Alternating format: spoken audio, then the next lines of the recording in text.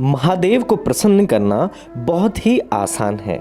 अन्य देवी देवताओं की तरह उनके लिए कोई खास उपाय या किसी यज्ञ का आयोजन करने की आवश्यकता नहीं होती है। महादेव तो अपने भक्तों की साधारण पूजा से भी शीघ्र प्रसन्न हो जाते हैं। मान्यता है कि महादेव की पूजा करते समय या उनके स्वरूप शिवलिंग की पूजा में चंदन, इत्र, दूध, चीनी, केसर, जल, शहद, भांग के साथ ही बेलपत्र अर्पित करने से महादेव जल्दी प्रसन्न हो जाते हैं। लेकिन महादेव या शिवलिंग पर कभी भी तुलसी दल अर्पित नहीं किया जाता। क्या आप जानते हैं आखिर इसके पीछे की वजह क्या है? अगर नहीं तो इस वीडियो को अंत तक जरूर देखें। आज की इस वीडियो में हम आपको बताने वाले हैं कि आखिर महादेव या शिवलिंग पर कभी तुलसी अर्पित क्यों नहीं की जाती। पौराणिक कथा।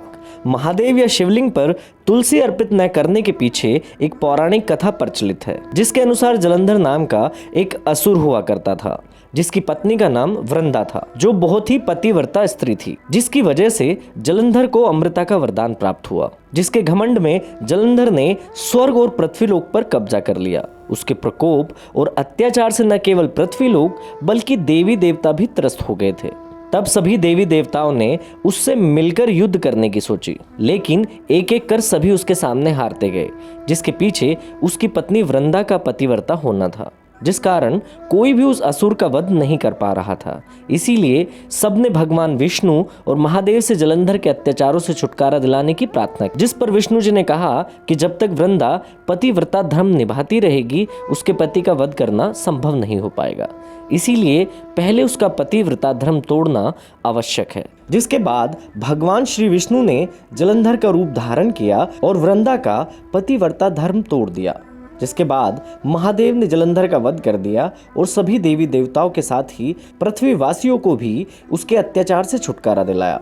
जैसे ही यह बात वृंदा को पता चली कि उसके साथ धोखा हुआ है और महादेव ने उसके पति का वध कर दिया है, तो उसने खुद को अग्नि के हवाले कर दिया। कहते हैं कि जब अग्नि शांत हुई और वृंदा की अस्थियां अग्नि में जलकर राख हो गई, तो उसमें से एक पौधा निकला जिसे तुलसी के नाम से जाना जाता है। मरने से पहले वृंदा ने महादेव को श्राप दिया था कि कभी भी आपकी पूजा में तुलसी अर्पित नहीं की जाएगी। इस पर वृंदा के श्राप के कारण ही महादेव को कभी भी तुलसी अर्पित नहीं की जाती। यदि कोई गलती से महादेव को तुलसी अर्पित कर देता है तो उसे महादेव के प्रकोप का सामना करना पड़ता है। यदि आप चाहते हैं कि महादेव के प्रकोप का सामना कभी न करना पड़े, तो कभी भी भूलकर महादेव को तुलसी अर्पित ना करें।